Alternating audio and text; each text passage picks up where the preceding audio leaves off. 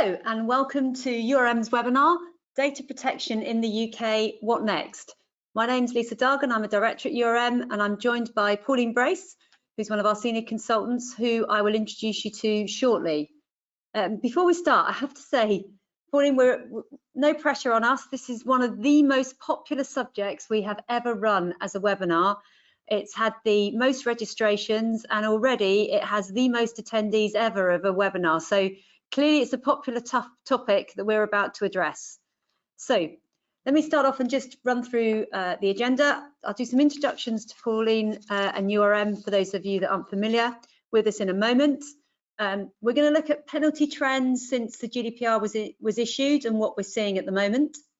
We're going to do an update on key developments and looking to the future at what we see coming down the line and what's currently going through House of Lords, what's happening in Europe. We're going to look at common compliance failures and their impact, what mistakes are people making and where are their challenges, and then we're going to look at some recommended actions. In terms of questions, we'll take questions either at the end or if you do have anything really burning as we go through, if you put that in the chat question part, we'll try and answer it as we go along within reason, because I don't want to interrupt the flow too much. What I would say at this point is there's an awful lot of that we want to try and achieve in the hour that we have today. Probably every subject would be a webinar in its own right. So we are going to go through and give you an overview and give you some information, and then we'll address some ways at the end that we've got of working with you and giving you more information. These slides are available at the end of the webinar, as is the recording, and if you can please mark that on your feedback form, they'll be provided to you. So let me just very briefly give you a bit of an overview of URM.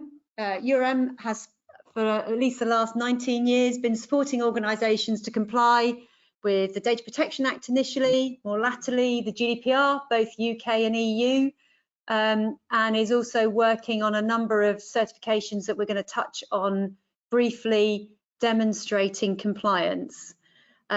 We've worked with well over 400 organisations to successfully achieve ISO standards, including ISO 27701 and its predecessor.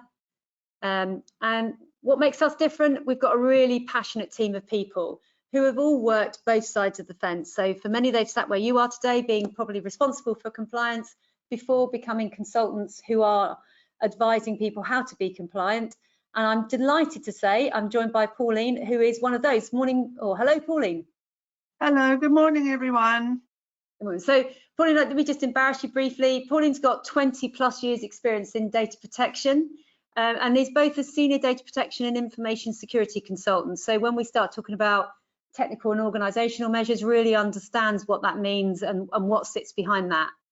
From a GDPR compliance and 27701 conformance, Pauline's conducted well over 30 gap analyses and worked with organisations to make sure they achieve a compliant position in a pragmatic, sensible and appropriate manner.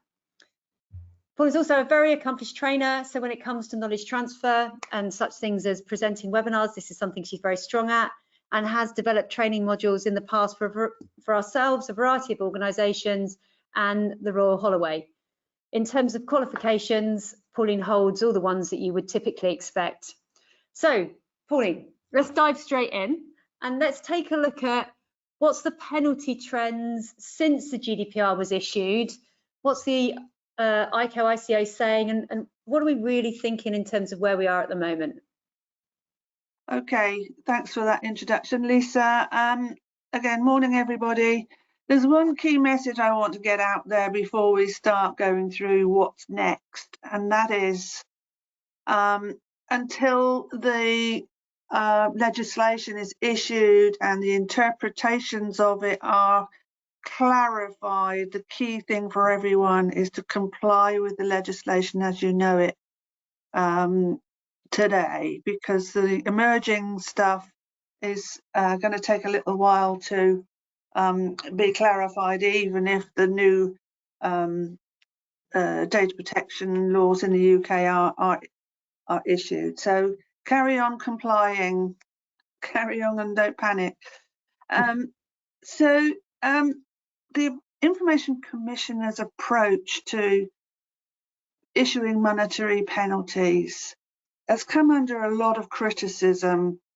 Now, I want to give you some facts rather than my own opinion on whether it's a sensible approach or not. The Information Commissioner's Office, both John Edwards, the current Commissioner, and his predecessors have always said in writing, we are not in the business of fining people.